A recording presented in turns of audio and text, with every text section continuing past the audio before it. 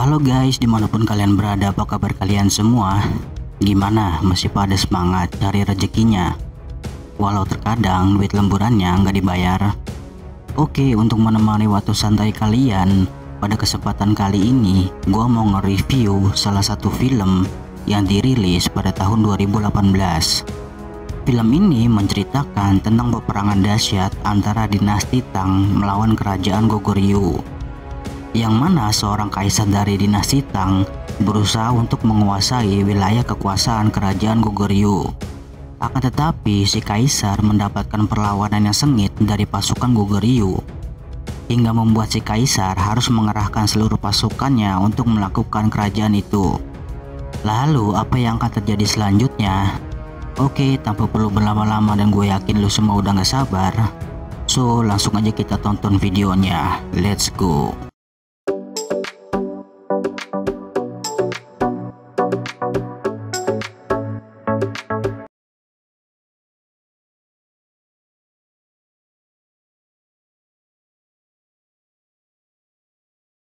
Di awal cerita dimulai dengan terjadinya perang besar antara pasukan dari dinasti Tang yang dipimpin oleh seorang kaisar bernama Li Shimin melawan pasukan Goguryeo yang dipimpin oleh Jenderal Yeon. Dengan banyaknya pasukan yang dimiliki kedua belah pihak, mereka pun saling serang dan saling mengalahkan. Akan tetapi pasukan Goguryeo tidak menyadari jika sang kaisar dari dinasti Tang memiliki sebuah strategi untuk bisa mengalahkan pasukan Goguryeo. Lalu di saat sang kaisar melihat pasukannya terus-menerus diserang oleh pasukan Goguryeo, kemudian dengan sekali perintah pasukan kedua dari dinasti Tang muncul dan langsung menyerang Goguryeo dari arah belakang. Mengetahui itu, pasukan Goguryeo pun nampak kewalahan melawan banyaknya pasukan kaisar. Namun mereka masih berusaha bertahan dari serangan tersebut. Melihat pasukannya terus-menerus dibantai oleh pasukan dinasti Tang, sang jenderal pun memerintahkan mereka untuk segera mundur. Setelah berhasil memukul mundur pasukan Goguryeo, ternyata anak buah sang kaisar telah menangkap seorang cenayang dari kerajaan Goguryeo yang bernama Simi. Kemudian sang kaisar memerintahkan anak buahnya untuk segera menyerang ke ibu kota. Akan tetapi si anak buah memberitahukan jika ingin ke ibu kota, sang kaisar harus terlebih dahulu menghadapi benteng Ansi. Karena benteng Ansi dipimpin oleh seorang komandan bernama Yamanchu. Dan menurut informasi, si komandan adalah orang yang telah menentang Jenderal Yeon. Jadi mereka bisa dengan mudah mengalahkan benteng Ansi. Karena pasti Jenderal Yeon tidak akan memberikan bantuan kepada Yamanchu. Di tempat lain terlihat Jenderal Yeon sedang bersama seorang pria bernama Samui. Kemudian sang jenderal memerintahkan Samui pergi ke benteng Ansi untuk membunuh komandan Yang Manchu. Karena sang jenderal merasa kesal atas pembangkangan Yang Manchu. Mendengar itu, Samui tidak bisa menolak perintah dari sang jenderal. Setelah mendapatkan perintah dari sang jenderal, Samui langsung bergegas pergi ke benteng Ansi. Lalu di tengah perjalanan, Samui bertemu dengan dua orang prajurit yang akan pergi ke benteng Ansi. Ketika mereka tiba di wilayah Ansi, Samui dan yang lainnya bertemu dengan penduduk Ansi yang sedang membutuhkan pertolongan. Ketika selesai menolong penduduk Ansi, Samui meminta tolong kepada mereka untuk mengantarkannya menemui komandan Ansi. Dan ternyata pucuk dicinta ulang pun tiba. Samui tidak menyadari jika penduduk desa yang ia tolong adalah si komandan Ansi yang bernama Yang Manchu. Mengetahui Samui terkejut melihat dirinya, si komandan langsung memerintahkan anak buahnya yang bernama Chu untuk memeriksa kuda mereka. Merasa ada sesuatu yang mencurigakan, Chu menganggap jika dua orang yang bersama dengan Samui adalah mata-mata yang diutus oleh sang kaisar. Dan kemudian kedua orang itu langsung menyerang Su. Akan tetapi dengan mudahnya Su bisa mengalahkan orang tersebut. Pada malam harinya, sang komandan mulai menginterogasi Samui kenapa ia bisa berada di sini.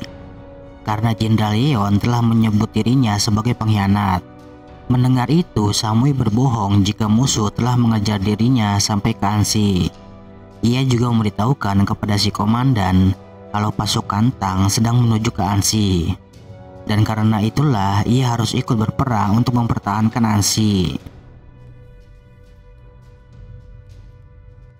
Setelah itu, Samui diperkenalkan oleh komandan kepada teman-teman seperjuangannya. Yang pertama, Walbu, ia adalah pemimpin dari unit kapak. Yang kedua adalah Pong, orang yang memimpin pasukan pedang. Dan terakhir adalah Su yang merupakan tangan kanan si komandan. Singkat cerita, setelah beberapa hari kemudian, sang kaisar bersama dengan seluruh pasukannya akhirnya sampai ke benteng Ansi. Melihat musuh sudah berada di depan matanya, sang komandan dan seluruh pasukannya sudah bersiap di posisinya masing-masing untuk menghadapi pasukan musuh. Dengan membawa pasukan yang sangat banyak untuk menyerang benteng kecil, tentu saja sang kaisar bisa menghancurkan benteng itu dengan sangat mudah. Menyadari hal itu, sebagai seorang komandan, Yang Manchu memberikan suntikan semangat kepada pasukannya agar mereka tidak pantang mundur menghadapi banyaknya pasukan si kaisar. Dan setelah beberapa lama, akhirnya perang pun dimulai. Dengan sekali perintah, sang kaisar langsung menyuruh anak buahnya menyerang benteng Ansi. Namun pasukan Ansi mampu membalas serangan itu, agar musuhnya tidak bisa dengan mudah memasuki benteng. Akan tetapi pasukan musuh yang terlalu banyak terus-menerus menggempur benteng tersebut. Melihat itu, sang komandan pun tidak tinggal diam dan meminta pasukannya terus menyerang untuk mempertahankan benteng. Menyadari hal itu, sang kaisar langsung mengirimkan pasukan kedua untuk menyerang di tempat berbeda.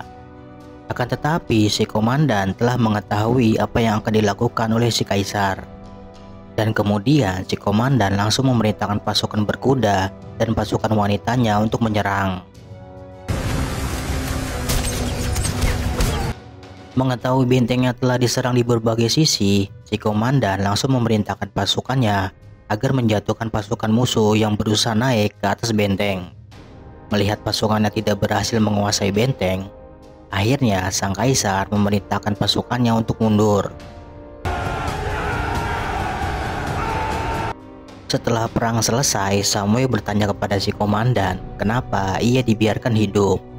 Karena si komandan tahu jika Samui datang untuk membunuh dirinya.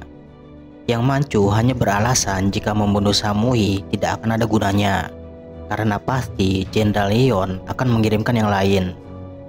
Ketika mendengar apa yang telah dikatakan oleh si komandan, Samui pun nampak galau. Karena ia menyadari jika saat ini para penduduk Ansi masih membutuhkan si komandan. Singkat cerita, setelah kekalahan di hari pertama, pasukan Tang mencoba keberuntungannya menyerang benteng Ansi pada malam hari menggunakan menara pengepung. Sampai pada akhirnya pasukan Tang mampu membuat pasukan Ansi kewalahan. Melihat pasukannya bisa masuk ke dalam benteng, sang kaisar pun merasa yakin jika malam ini benteng Ansi akan hancur. Di tempat lain, ketika si komandan tengah bersiap menuju ke benteng, tiba-tiba ia dihadang oleh Samui yang sudah siap ingin membunuhnya. Namun sebelum Samui membunuh si komandan, ia bertanya kenapa si komandan menentang Jenderal Yeon. Si komandan memberitahukan jika ia membantu sang jenderal melawan pasukan Tang di area terbuka, maka pasukannya akan mati. Dan jika itu terjadi, maka benteng Ansi akan hancur. Di tempat lain, pasukan Ansi masih berusaha sekeras mungkin menahan gempuran dari pasukan musuh. Kali ini pasukan musuh sudah benar-benar berada di atas angin, karena musuh berhasil membuat pasukan Ansi terpojok. Melihat pasukannya sedang dalam kesulitan menghadapi pasukan musuh, si komandan langsung turun tangan untuk membantu pasukannya. Bak hewan buas yang sedang kelaparan, dengan ganas dan tanpa rasa ampun sedikit pun, sang komandan berhasil melumat habis satu persatu pasukan musuh. Melihat sang komandan ikut bertarung, membuat Chu dan yang lainnya seperti terbakar semangat untuk ikut bertempur mempertahankan benteng. Sampai pada akhirnya, dengan tekad api yang dimiliki oleh si komandan dan pasukannya, satu persatu menara pengepung berhasil mereka hancurkan. Melihat itu, lagi-lagi sang kaisar merasa tidak percaya jika ia telah dikalahkan untuk yang kedua kalinya oleh Yang Manchu dan pasukannya. Setelah 2 kali gagal menembus benteng Ansi, sang kaisar merasa heran kenapa ia bisa gagal. Kemudian sang kaisar memerintahkan si Cenayang untuk pergi ke benteng Ansi. Ketika berada di benteng Ansi dan bertemu dengan Yang Manchu, Simi memberitahukan jika sang kaisar telah mengirim dirinya dengan membawa suatu pesan peringatan kepada Ansi. Sang kaisar memberikan mereka kesempatan untuk menyerah sebelum serangan terakhir dilakukan. Kemudian si kaisar juga berencana untuk membangun sebuah bukit yang ukurannya lebih besar dari benteng Ansi. Dan si kaisar juga akan mengerahkan seluruh pasukannya sehingga pasukan Ansi tidak akan bisa bertahan dari serangan selanjutnya. Keesokan harinya, apa yang kaisar katakan bukanlah omong kosong belaka. Dengan jumlah pasukan yang sangat banyak, si kaisar benar-benar ingin membangun sebuah bukit demi menghancurkan benteng Ansi.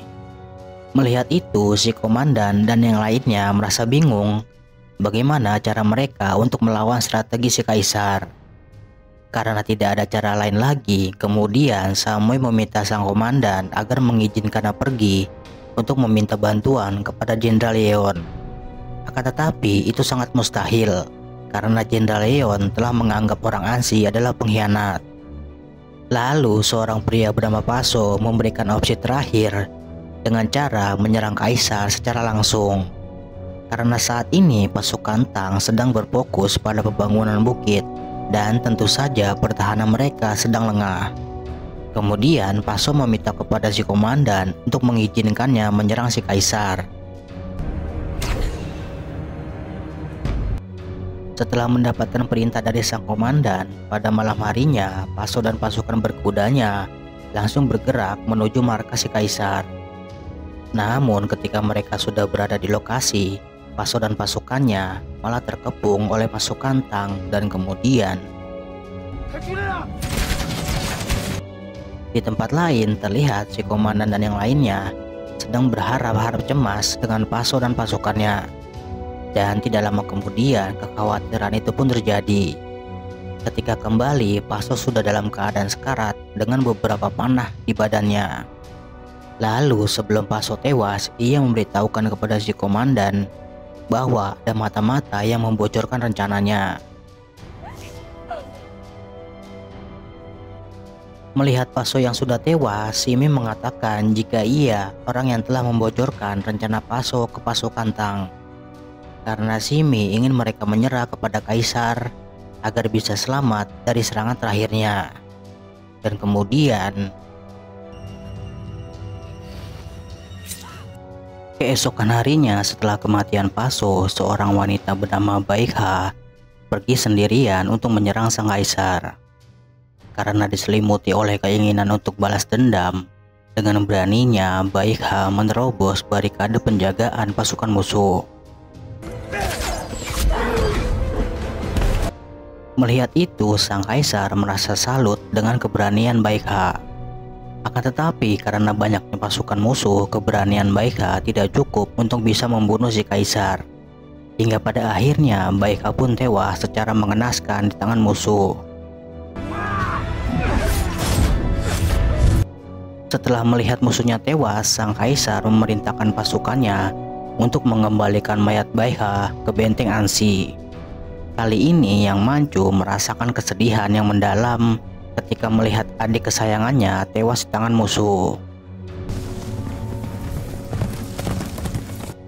Setelah kejadian itu, Manchu nampak frustasi tentang apa yang ia alami. Dan di satu sisi, pembangunan bukit sebentar lagi akan segera selesai. Namun sampai saat ini mereka belum tahu apa yang harus dilakukan untuk melawan pasukan Tang. Melihat sang komandan yang nampak terpuruk, Chu langsung memberikan sedikit motivasi kepada si komandan jika ia dan rakyat Ansi masih percaya kepada dirinya. Di tempat lain, Samui yang sudah berada di ibu kota meminta kepada sang jenderal untuk mengirimkan bantuan ke benteng Ansi. Karena saat ini Yang Manchu dan pasukannya sedang berjuang mempertahankan hidup mereka. Mendengar itu, sang jenderal malah marah karena Samui sudah menentang perintahnya. Namun Samui malah membela Yang Manchu. Meski dicap sebagai pengkhianat, mereka tetaplah bangsa Goguryeo yang bertarung dengan sekuat tenaganya melawan pasukan Tang. Sambil berlinang air mata, Samui memohon kepada si jenderal agar ia menyelamatkan Yang Manchu dan rakyat Ansi. Di benteng, ketika Yang Manchu masih galau dengan masalahnya, tiba-tiba ia mendapatkan sebuah ide untuk bisa menahan serangan musuh. Kemudian Yang Manchu mengumpulkan beberapa penduduk untuk membuat sebuah terowongan di bawah bukit. Akan tetapi mereka harus secepat mungkin membuat lubang itu, karena sebentar lagi pembangunan bukit akan segera selesai. Setelah menerima perintah dari sang komandan, para penduduk langsung bergotong royong agar mereka bisa menyelesaikan terowongan itu sebelum perang dimulai. Di pihak musuh, sang kaisar yang masih penasaran dengan benteng Asi terus memerintahkan pasukannya untuk bekerja lebih cepat sebelum pasukan dari ibu kota datang membantu benteng Asi. Singkat cerita, setelah bekerja siang dan malam, akhirnya bukit yang dibangun oleh pasukan Tang sudah selesai. Melihat itu, sang kaisar pun merasa senang karena sebentar lagi benteng Asi akan ia kuasai. Namun di sisi lain, Yang Manchu dan para penduduk mendapatkan sebuah masalah.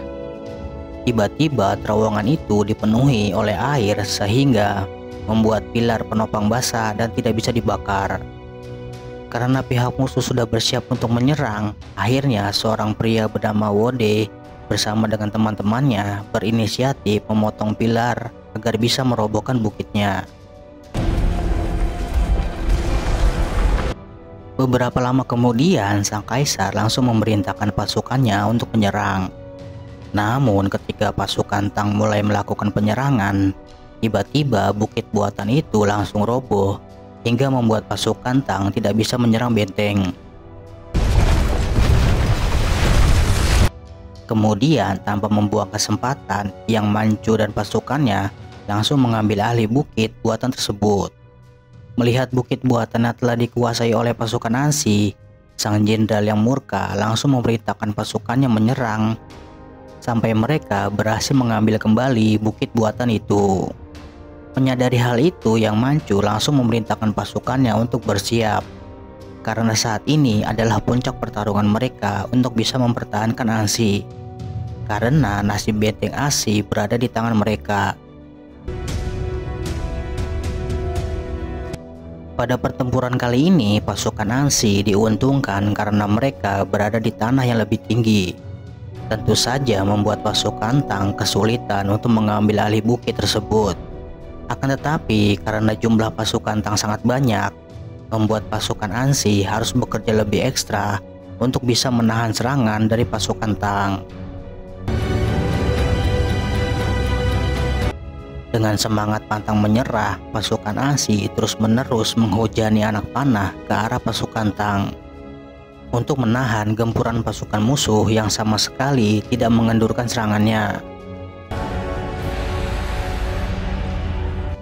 Namun karena saking banyaknya pasukan musuh, pasukan Ansi mulai mengendorkan perlawanan karena kehabisan anak panah. Menyadari hal itu, Yang Manchu berinisiatif ingin membunuh sang kaisar menggunakan busur suci milik sang Raja Jumong. Dan ia juga meminta kepada Chu dan yang lainnya untuk melindunginya di saat si komandan membidik targetnya. Dan kemudian serangan terakhir pun dimulai. Kali ini pasukan Ansi hanya bisa bertahan dan berharap agar si komandan bisa memanfaatkan sedikit kesempatan untuk membunuh si kaisar. Akan tetapi dengan tekad pantang menyerah, pasukan Ansi masih berusaha bertahan meski satu persatu korban berjatuhan. Sampai pada akhirnya sang anak panah berhasil dilepaskan dan langsung melesat menuju targetnya. Dengan bidikan yang pas, akhirnya si anak panah mendarat tepat di mata sang kaisar. Sesaat setelah sang kaisar terkena panah, akhirnya pasukan bantuan ibu kota tiba untuk membantu Yang Manchu dan pasukannya. Mengetahui itu, si kaisar yang sudah merasa kalah langsung memerintahkan pasukannya untuk mundur. Melihat itu, pasukan Ansi bisa tertawa dengan lega setelah apa yang diperjuangkan akhirnya bisa mereka menangkan. Dan kemudian Samui yang telah berhasil membawa bantuan langsung mendatangi si komandan karena mereka telah berhasil memenangkan perang ini. Dan setelah itu film pun